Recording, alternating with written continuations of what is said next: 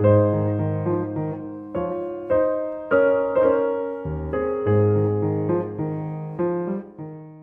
alegría, como siempre, recibir a Javier Fernández Aparicio en su casa en Radio Sefarad. Bienvenido. Hola Raquel, gracias, muchas gracias. Vienes directo desde tu biblioteca. De allí venimos a hablar de la biblioteca. De esta biblioteca de la deportación tan interesante, de la que ya les hablábamos en el programa, en una entrevista que hicimos previamente para presentarla a nuestros oyentes, y también en el primero de estos programas. Una biblioteca que fue donada a la Biblioteca Centro de Documentación de Defensa, que tiene libros tan interesantes y materiales, no solo libros, pero en este caso vamos a hablar de un título literario que forma parte de los fondos de esta biblioteca. ¿Cuál es? Pues mira, si en el episodio anterior estábamos en narrativa actual, una biografía o dos biografías en un libro por parte de un descendiente de un republicano deportado a Dachau y por un divisionario de la División Azul, pues nos trasladamos en el tiempo y el lugar, ¿no? Y vamos a hablar de un libro editado en Francia en 1940, justamente antes de la ocupación, ¿no? Que de ahí su interés, aparte de lo peculiar del personaje que lo escribe. ¿Quién es este Jacques Bainville? Sí. ¿Y qué nos puedes contar de su libro? Pues Jacques Bainville, bueno, el libro que hemos elegido es L'Allemagne, Alemania, como he dicho, editado en París en 1940. Es un libro además que no se tradujo al castellano, que además hoy mismo haciendo una búsqueda, pues en España yo solo he visto que hay un ejemplar en la Biblioteca Nacional, en la Biblioteca Pública del Estado en Baleares, y ni siquiera en bibliotecas en librerías de viejo he encontrado. O sea, es bastante singular. Digamos que con este libro vamos a tener una visión de lo que era la ultraderecha francesa, de la intelectualidad ultraconservadora francesa respecto a Alemania. Sorprendente, sí, porque vamos a ver que va a tener muchas cosas en común, pues con un ambiente intelectual de derechas también de aquella época que, rechazando al nazismo, porque rechazaban al nazismo por diferentes motivos, como luego veremos, sin embargo, bueno, pues tuvieron que convivir con él, y en el caso de Acción Francesa, que es donde este señor escribió y luego militaba, pues directamente colaboró. El libro se pregunta sobre la relación entre Francia y Alemania, una relación que nunca fue fácil a lo largo de la historia. No, desde luego. Jacques Bainville era además un intelectual brillante, o sea, era un joven estudiante precoz además. Pasó algunos años en Alemania en su juventud, allí recorrió toda Alemania. Conocía bastante bien la historia de Alemania. Él siempre contraponía un poco el sur de Alemania católico y pacífico para él con ese norte prusiano, protestante e imperialista, y efectivamente las tesis que va a desarrollar en su obra, que por otra parte es una obra bastante extensa, ¿no? Historiográfica la que tiene, una biografía de Napoleón, una historia de Francia, una historia de dictadores, y esta Alemania, que ya veremos que es póstumo. Él defiende la idea de que, bueno, a partir de la Revolución Francesa, por causas internas y externas, el ascenso de Prusia, pues Francia fue invadida 5 veces por Alemania, y en definitiva lo que trataba de demostrar es que Alemania no había que dejarla unida, no había que, digamos, dejarla respirar, fuerte, sino todo lo contrario, ¿no? Javi, ¿él participó en la Primera Guerra Mundial? No llegó a participar. Él cuando regresa a Francia también bastante joven, y directamente pues Charles Maurras, el líder de Acción Francesa, este movimiento que en un principio era intelectual, que después fue político, que surgió como reacción, por cierto, al caso Dreyfus a finales del siglo XIX, o sea, era antisemita, y como reacción a la intelectual de la izquierda, antirrepublicano, antiliberal. No leían a Solá. No. De hecho, es bastante curioso ahora que citas a Solá, porque, bueno, ahora te cuento, Bainville fue reclutado un poco por Charles Maurras para que escribiese en Acción Francesa y en otras publicaciones, ¿no? Ahí empezó a destacar un poco como el alumno del maestro. Al mismo tiempo, Bainville participó en los que se llamaba Camelots du Roi, los Caballeros del Rey, que era una milicia parafascista que se dedicaba a reventar actos o a acosar a personalidades de origen judío, o bien los que ellos, intelectuales de izquierda, que no comulgaban, claro, con sus ideas. Y lo que te digo de Sola es que precisamente él estuvo involucrado cuando en 1908 trasladan los restos de Sola al Panteón. Bueno, pues se forma una algarada de que precisamente estos Camelots du Roi hacen todo un boicot durante el cortejo, y entre ellos se encontraba Bainville. O sea que no iba muy desencaminada cuando precisamente decías que a Sola no lo habían leído mucho, ¿no? Me comentabas que no participó en la Primera Guerra Mundial contra los alemanes.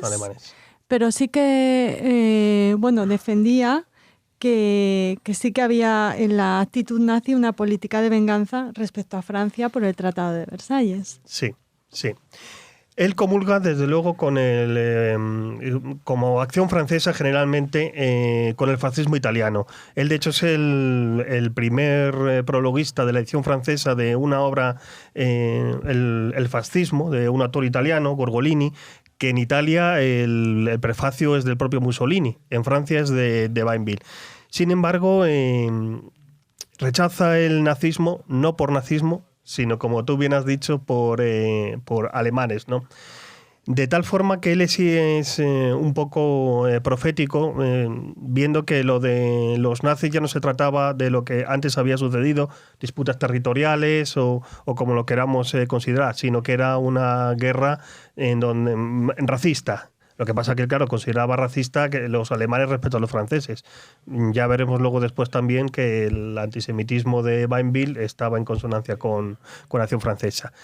Él pensaba entonces que la Francia democrática republicana, con el Tratado de Versalles, había influido en dividir el Imperio Austrohúngaro, y con ello había conseguido finalmente pues que Alemania volviera a resurgir, y de ahí el problema ya de entreguerras y con el régimen de Hitler, ¿no? ¿Y qué pretende con este libro Bainville? Pues con el libro pretende... El libro es póstumo, hay que recordar que es póstumo. Él muere en el año 1936, relativamente joven, 57 años. De hecho, también como anécdota, durante su funeral, el cortejo fúnebre de miembros de Acción Francesa y antiguos Camelots du Roi que fueron prohibidos ya en los años 30, pues Léon Blum, el que había sido presidente de la República, tuvo la mala suerte de cruzar su coche justamente con el funeral de Bainville. Y bueno, le libraron de ser linchados unos obreros que había cerca, que le consiguieron sacar del coche ensangrentado, y bueno, por eso prácticamente salvó la vida, ¿no? Lo que él defiende con este libro y con toda su obra es que en Francia tiene que haber un gobierno fuerte, generalmente de un tipo monárquico, una cosa que parecía ya muy rancia, pero curiosamente está en consonancia con otros autores. Yo qué sé, me acuerdo, por ejemplo, en Alemania, leyendo a Friedrich Reck, en el diario de un desesperado, es un poco ese pensamiento, ¿no?, de que han caído las monarquías y de ahí vienen los fascismos y luego las guerras, que es una cosa como muy, muy pequeño burguesa a veces, ¿no? Pues él defiende que precisamente eso, que si en Francia hay un gobierno dictatorial, podrá combatir mejor a una Alemania que bueno, cuando los últimos artículos suyos son del 35, con la anexión de Austria, y está viendo que Alemania cada vez va más, ¿no? Va cogiendo más territorios. Pero ya digo que el libro son de artículos suyos póstumos, escritos desde el principio del siglo hasta el año 35, en donde va recogiendo diferentes partes de la historia de Alemania, desde Federico el Grande hasta su propia actualidad con el régimen nazi ya, y va comentando diferentes aspectos, porque la verdad que escribía bien, o sea, era bastante bueno. No sabemos claro qué hubiera pensado de la ocupación alemana y de lo que sucedió con sus compatriotas franceses, pero judíos. Sí, mira, pues eso Es una polémica incluso en Francia actualmente y luego aludiremos al porqué. Efectivamente, al morir joven, no se sabe muy bien qué hubiera hecho Bainville. Lo que se barrunta es que posiblemente hubiera ido detrás de la mayoría de la gente de Acción Francesa, que lo que hizo fue finalmente es apoyar al régimen de Vichy e incluso ser a veces más radicales en las medidas antisemitas o pedir medidas antisemitas más radicales que, por ejemplo, un estatuto del año 1940 del régimen de Vichy. Toda la gente que estaba con él en Acción Francesa, Charles Maurras, Rebatet, Bernanos, Robert Brasillac, digamos que... Se destacaron como colaboracionistas. Notorios, hasta Maurras fue luego condenado condenado a cadena perpetua. ¿Qué es lo que ocurrió? Murió, digamos, antes y no pudo llegar a ver lo de la ocupación. Sí es cierto que en la actualidad en Francia se le ha reivindicado un poco porque sobre todo, digamos, fue profético en cuanto a la guerra que se venía con Alemania y que iba a ser un tipo de guerra diferente a las anteriores, en donde Alemania iba a luchar por unos ideales que eran raciales, que no eran como los anteriores, ¿no? Y también es cierto que, últimamente incluso el que fue presidente de la República Francesa, Sarkozy, en algunos discursos le equiparaba a otros historiadores de la época, como Marc Bloch, que ya hace falta equiparar. Ya hace falta equiparar, sí, porque recordemos que Marc Bloch, el fundador de la Escuela de los Anales, judío de origen francés, es fusilado por la Gestapo, además, en el año 1944, y lo único que, claro, dice es que murieron jóvenes ya, pero es que uno fue asesinado perteneciendo a la resistencia, verdugo, y el otro hubiera estado del lado de los verdugos, ¿no? Pues esa polémica está ahora en Francia. Esa es la del antisemitismo de Jacques Banville, que también está siendo convenientemente blanqueada. Uh-huh. ¿Quieres contarnos algo más acerca de la Alemania de Banville? Pues que es un libro que al que le interese la posición, digamos, intelectual de la Francia más conservadora justamente antes no de la Guerra Mundial, que ya estalló en Polonia, sino precisamente de la ocupación, pues va a tener aquí una fuente de primera mano. Es también un ejemplo de una obra singular de las que tenemos en este fondo Biblioteca de la Deportación, que por un lado está en otro idioma, en francés, ejemplo de esto, y por el otro lado es fondo antiguo, ¿no? De 1940, como ya he dicho al principio, es muy difícil de encontrar ahora.